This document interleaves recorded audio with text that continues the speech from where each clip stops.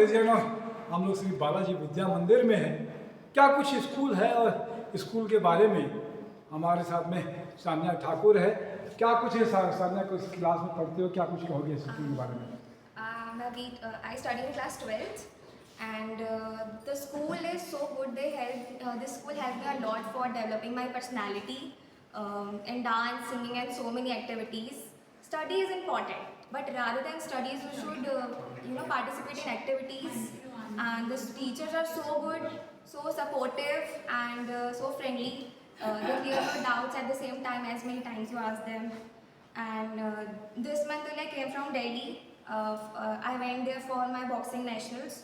So the school is also good for sports.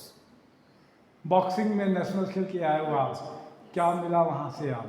Gold medal certificate. Gold medal मिला है। और कुछ क्या कहोगे स्कूल के बारे में आप? I like everything about my school.